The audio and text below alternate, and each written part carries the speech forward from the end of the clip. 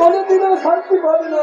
ঠিক বলেছো হারান্দা, দাদাকে জেল থেকে মুক্তি করে আনতে হবে, তা না হলে জেঠিমার একটা আবার সেই একই যন্ত্রণা যেটা আমি বলতে আকণ্ঠ মধ্যে ডুবে থাকতে চাই, সেই যন্ত্রণা আমায় কুড়ে কুড়ে খাচ্ছে নিজের সঙ্গে নিজের যুদ্ধে। আমি যদি একটু একটু করে হেরে যাচ্ছি, জিততে না পারলাম এই যুদ্ধ আমি চালিয়ে যেতেই চাই, চালিয়ে যেতেই চাই। আপনার যুদ্ধ যেটা মহাশয়, তুমি আমি একটা সহযোদ্ধা হয়ে সব সময় যুদ্ধে জেতাতে চাই, আপনাকে আমি আপনার যুদ্ধে জেতাতে চাই, কিন্তু আমি তো জিততে চাই না রূপসা। আমার সহজ সরল ভালো মানুষের জীবনটাকে শেষ করে আমি একটা নোংরা শৃঙ্খল জীবনকে স্বাগত জানাতে চাই। এটা তো আপনার অভিমানের কথা। ও অনেক কাছের মানুষকে হারিয়ে আপনি ভেঙে পড়েছেন, কিন্তু আপনাকে যে আবার খুলে দাঁড়াতে হবে, আপনাকে আবার নতুন করে। বেশ বেশ, তবে তাই হোক রূপসা। যে অন্ধকার দুনিয়ায় সততা মানবতার কোনো মূল্য নেই, সেখানে আমি আবার সেই যন্ত্রণার ঘুর পোকা আমার সুস্থ মনটাকে কুড়ে কুড়ে খাচ্ছে। আমি ভুলতে চাই, সবকিছু ভুলতে চাই, সবকিছু ভুলে থাকা মহাসুর। শান্তি, মহাশান্তি, এই শান্তির সুরাপান করে আমি অধঃপতনের সিঁড়ি দিয়ে জাহান্নামের দরজায় পৌঁছাতে চাই। তুমি আমার পথ দেখিয়ে নিয়ে চলো। এসো, আমি তোমার হাত ধরে তোমাকে বুকের করে পৌঁছে দেবো তোমার সেই স্বপ্নের ঠিকানায়। এসো, তুমি যেখানে চাইবে আমি তোমাকে সেখানে নিয়ে যাব। এসো। এ দেহ নদীর কিনারে, বুকের কুতুব মিনারে, একবার যদি উঠতে পারো, একবার যদি ভাসতে পারো, মনে হবে আকাশ এ দেহ নদীর কিনারে, বুকের কুতুব মিনারে, এ দেহ নদীর কিনারে, বুকের কুতুব মিনারে, একবার যদি উড়তে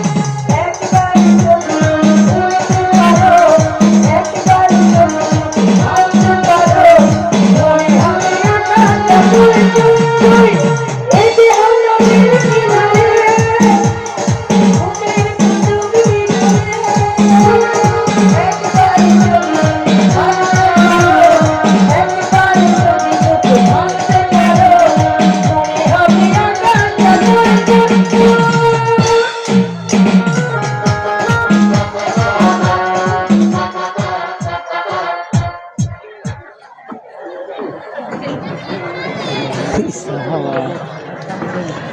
বাবা না, আমি এভাবে যাচ্ছি না, আমি অপবাদ দিতে পারবো না বাবা, কিছুতেই পারবো না। এই শয়তানি মেয়ে, আজ 3 দিন ধরে তোকে পাখি পড়া করে এত কিছু শেখালাম, আর আসল সময় কিনা আমার এক ঘর আমার মাটি করার মতলব। ওরে মুখ পুরি, এভাবে নইলে আমি কি করে বিয়ে দিতে পারবো? আজকাল একটা মেয়ের বিয়ে দিতে গেলে কতগুলো টাকা খরচ হয় তা জানিস? কত লোকের মেয়েরা প্রেম করে নিজেরাই বিয়ে করে নিচ্ছে, তোর তো সমুরত নেই। আরে কাউ যদি না পারিস তো গলায় দড়ি দিয়ে মরবি যা। দেখলাম আমার একটা ভালো মানুষ মালদার জামাই হবে, আর আমি তার ঘরে বসে আজ করে কাটিয়ে দেবো। সেই জন্যই তো আমার ওই ছেলেটাকে বাছা। আরে দূর দূর, তার জন্য ভেবে মরি, আমি বরং মরি গে যাই।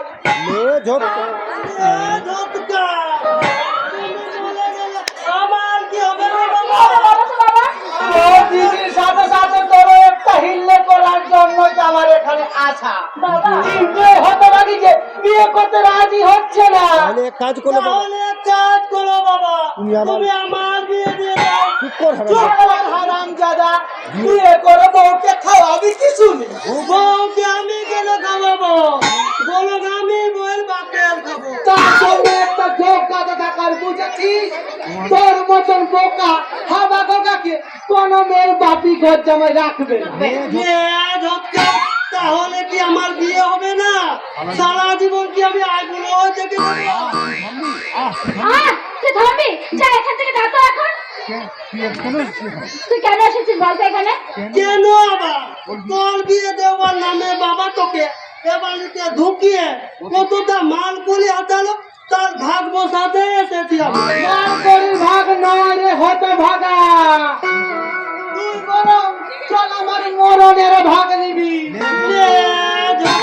মরণের ভাগ? হ্যাঁ, এই মুখ পুরি যখন পাল্টি কি আমার চাল বান চাল করে দিয়েছে, তখন আর বেঁচে থেকে কি হবে?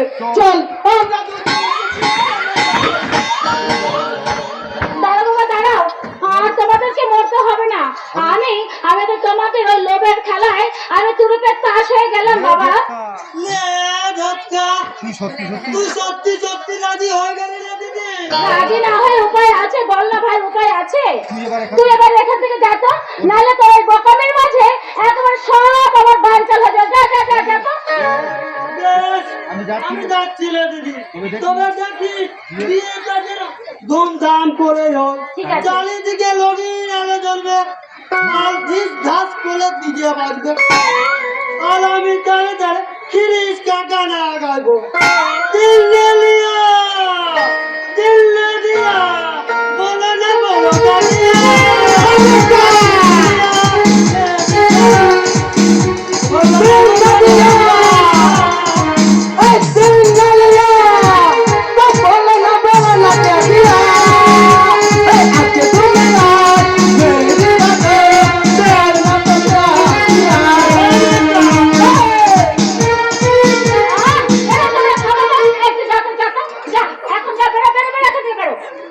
পাগল একটা। তাহলে আমি আমার খেল শুরু করি। হ্যাঁ বাবা। ডাকি বলি বলি নীলকণ্ঠ, বলি নীলকণ্ঠ, বাড়িতে আছো নাকি হে নীলকণ্ঠ? কে ডাকে? আরে বঙ্কিম কাকা যে, এসো এসো। বঙ্কিম নয়, আমি বাঁকা বাঁকা বাকলি, আমি বাঁকা হয়ে চলি কিন্তু সোজা কথা বলি, আর সেই সোজা কথাটা বলতে কাজ এখানে এসেছি। কি তোমার সোজা কথা? তার আগে তোমার গুণধর ভাইটাকে ডাকো, সেখানে আমার মেরে তো বড় সর্বনাশ করেছে, আমি তার জবাব চাই। করেছে আমার মেয়ে আমার মেয়েটাকে একেবারে বরবাদ করে দিয়েছে বাবাজি। মেয়েটা খালি দিন রাত কাঁদছে, আর মরতে যাচ্ছে। এই তো সেদিন কলিকাতে গলায় দড়ি ঝুড়ে বেঁধে তুলে পড়েছিল, দড়িটা নেওয়ার পচা ছিল, তাই দড়ি ঝুড়েছে, আমার মেয়েটা বেঁচে গেছে। তাই বলছি তুমি একটা কিছু করো বাবাজি, নইলে আমার এই মামরা মেয়েটা যে অকাল মরে যাবে। কি হয়েছে সেটা তো আগে বলবে। আমি বলবো? না না না, তুই বলবা। নীলাদ্রি তোর সাথে যা যা করেছে সব একেবারে খুলে খুলে বল। কেমন করে বলবো? কেমন করে আমি নিজের কলঙ্কের কথা আমি সোজা করে দাদার কাছে বলবো? বলো তো বাবা। কিসের কলঙ্ক তোমার? এর সাথে নীলাদ্রির বা কি সম্পর্ক? আপনার ভাই তো। আপনার ভাই তো? আমার কলঙ্কের আমার কলঙ্কের সাজি। কলঙ্কের ভাগিদার। হ্যাঁ, কলঙ্কের ভাগিদার। তার মানে আপনার ভাইয়ের সঙ্গে আমার প্রেমের সম্পর্ক ছিল। সেই সুযোগে ও যে আমাদের বাড়িতে আসতো, আর বাড়িতে এসে আর যা খুশি বাই করতো, কিন্তু আমি বারণ করাতে সে সময় নেই, তাই জন্য তো আজ আমি মা হতে চলেছি। মিথ্যে কথা। নীলাদ্রি কখনো এই কাজ করতে পারে না, কিছু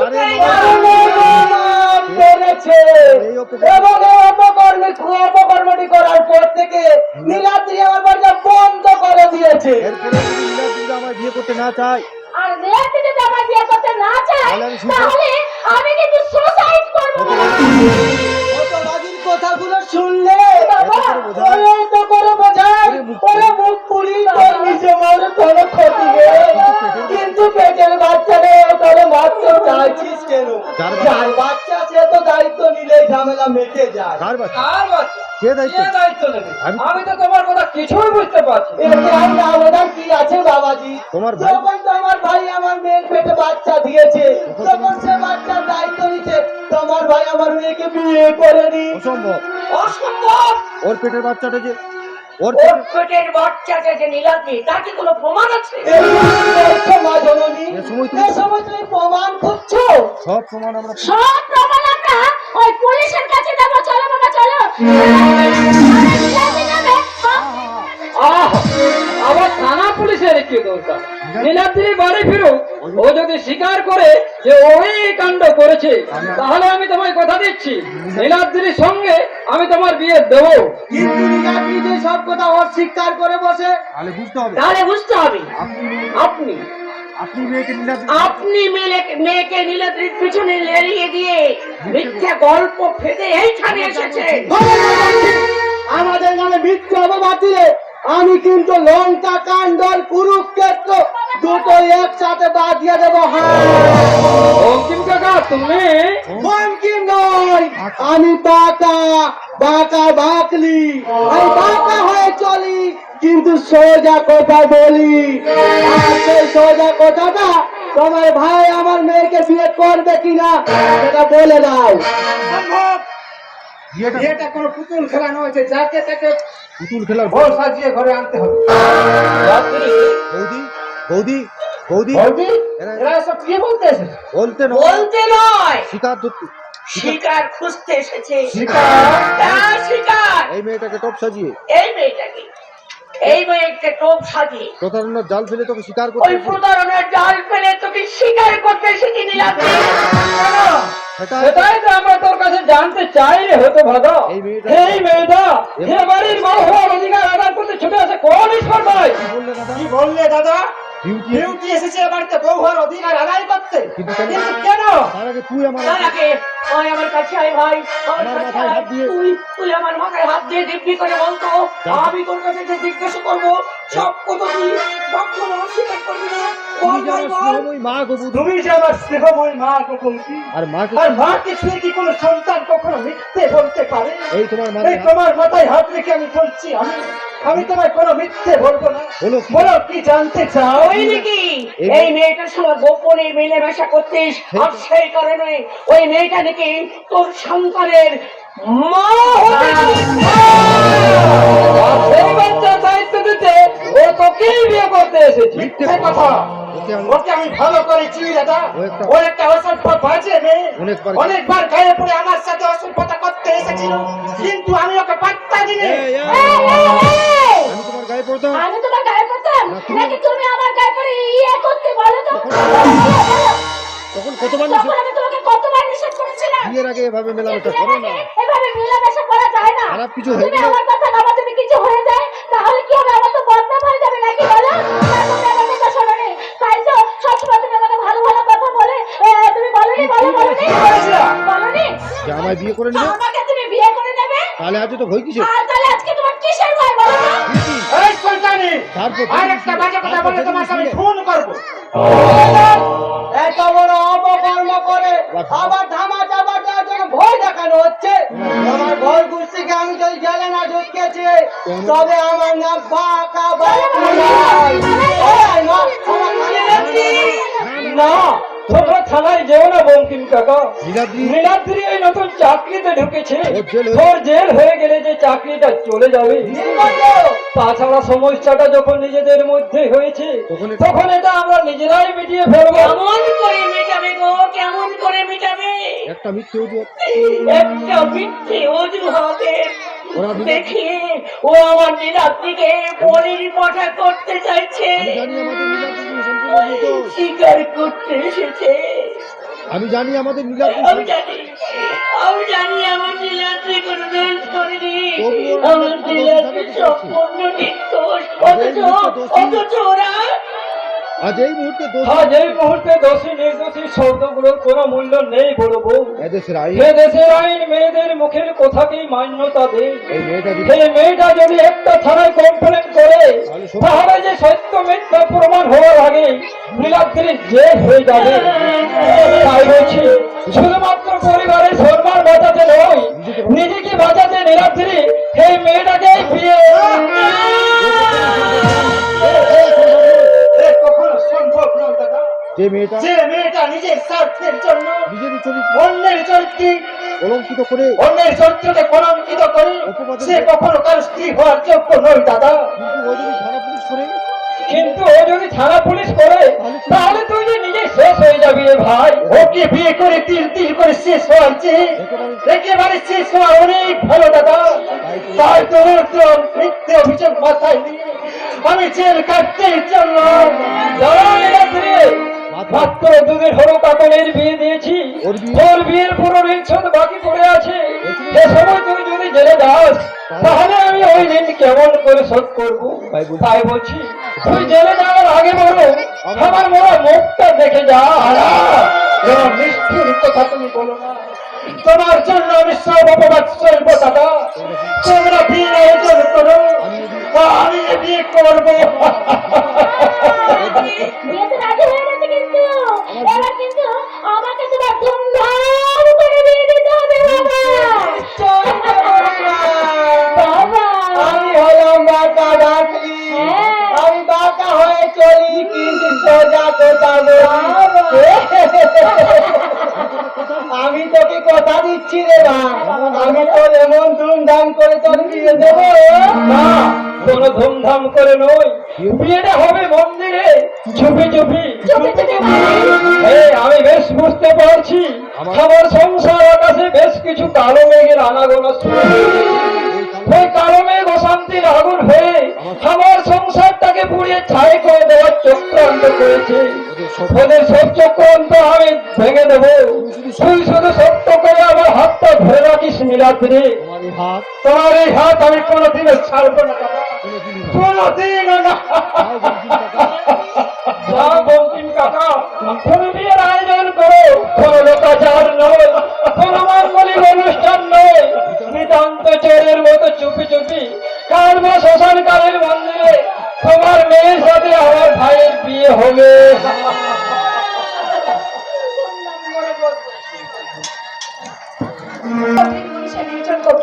আজ আমার পরিচর্যা কত সুখ আনন্দ আজ আমার জন্য অপেক্ষা করছি, কিন্তু সেই আনন্দের ভাবতে পারাটি ওই অসহায় আনন্দের মুখখানা আমার চোখের সামনে যে বারবার ভেসে উঠছি। কত কত নিষ্ঠুর আমি, স্বার্থপরের মতো নিজের সুখ শান্তি নিয়ে আমি একজনের জীবনকে মরুভূমি বানিয়ে আর একজনকে নিয়ে আমি সুখের বাসর সাজিয়েছি। সুখের বাসর গুটিয়ে আবার তুমি যৌবনের আসর সাজাও কাকন। সে কি যার সাথে মালা বদল করলে তোমার সেই রাতের স্বামীকে চিনতে পারলে না? তোমার এই বেশ কেন? তবে কি ভাববে আজও আমি নকল বরের সাথে নকল মোহব্বতের শুরুতে তোমায় বলবো মাই ডার্লিং মেরি দিল কি ধড়কন। মাত্র পরের দিনের জন্য গৌতম ছেলে আমি তোমার বিয়ের চক্করে তোমার স্বীকার করো। আমি তোমার স্বামী গৌতম নয়, আমি শেখ ওসমান আলী। আমি শেখ ওসমান আলী। একটা অসহায় মেয়ের জীবন নষ্ট করে দিবে নির্লজ্জের মতো হাসতে তোমার লজ্জা করছে না? কেন কেন কেন তুমি নিজের পরিচয় গোপন করে আমার এত বড় সর্বনাশ করলে বলো কেন? কি ভাবলে নকল বিয়ে হয়েছে বলে মন খারাপ করো না কাকন। ফুল সজ্জা না কিন্তু তোমার আসলই হবে। প্রতি রাতে একাধিক স্বামীর সাথে হবে তোমার নিত্য নতুন ফুল সজ্জা। তুমি তোমার যৌবনের জলতরঙ্গ বাজিয়ে মহব্বতের জলসা সাজিয়ে ময়ূরীর মতো নাচবে। নাচের তালে তালে সর্বাঙ্গে উথল পথল করবে তোমার কামনার ঢেউ বুকে ঝাঁপিয়ে পড়তে দলে দলে ছুটে আসবে অসংখ্য মধুলভী মধুখ। তাদের লালসার বাজারে নিলাম হবে তোমার প্যার মোহব্বত ভালোবাসা। যে ধর্মের মানুষ হোক না কেন তুমি যে ধর্মেরই মানুষ হও না কেন, আবার তুমি হিন্দু মতো বিয়ে করেছো। অগ্নিনারায়ণ সাক্ষী রেখে তুমি আমার সিঁথিতে পরিয়ে দিয়েছো সিঁদুর। তুমি তো আমার স্বামী। তাই তুমি তো আমার স্বামী, তুমি তো আমার স্বামী। আর স্বামী হয়ে নিজের এভাবে কলঙ্কিত করে দিও না। তাই আমি তোমার পায়ে ধরে অনুরোধ করে বলছি, তুমি আমার জীবনটাকে এভাবে কলঙ্কিত করে দিও না। তাই বলি। থামো। এই বিয়ের প্রথম থেকে শেষ পর্যন্ত সব কাজ ছিল নকল। কাজেই এই বিয়ের সাথে সিঁদুর গলাটাই আমি মারি না। এই আমার সিঁদুর আমি আজ মুছে দেব। এ কি বলছো ওসমান? ওর সিঁদুরটা ওর সিঁদুরটা মুছে নিলে ওকে বউ বউ বলে মনে হবে কি করে? আর বউ আর বউ বউ বলে মনে না হলে ওকে নিয়ে আমি ফুল সজ্জা করবো কেমন করে? আসুন সারা।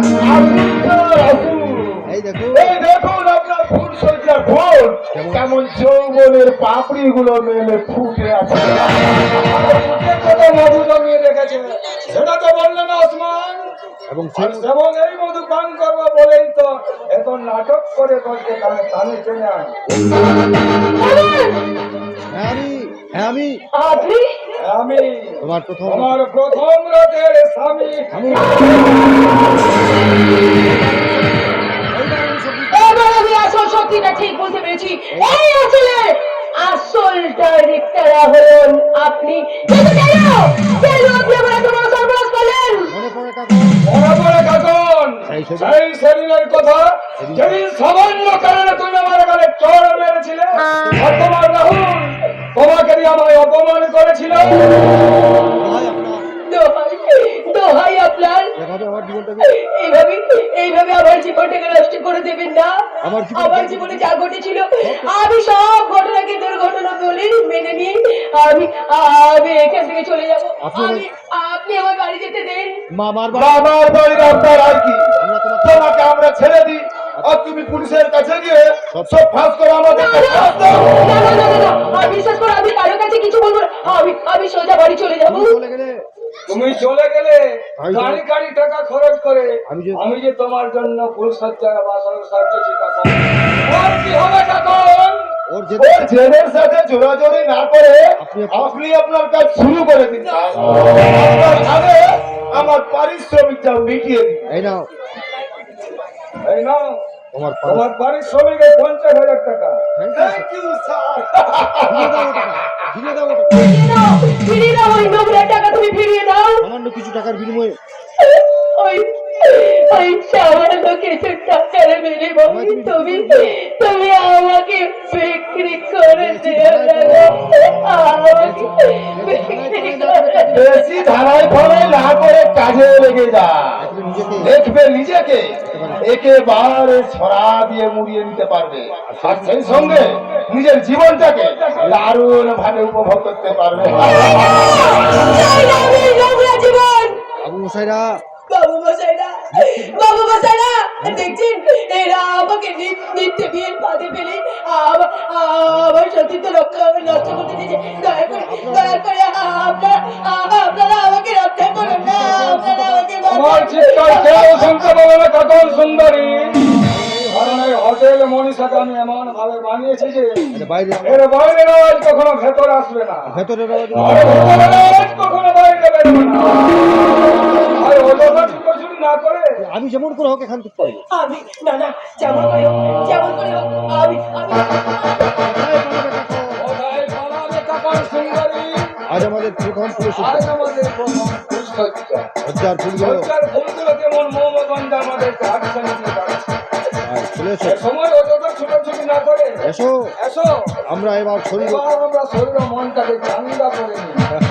এসো এসো, একই কি মদ নয় মদ নয়, এটা হলো মদ এটা হলো মদ। মদ কি করার এনার্জি মেডিসিন।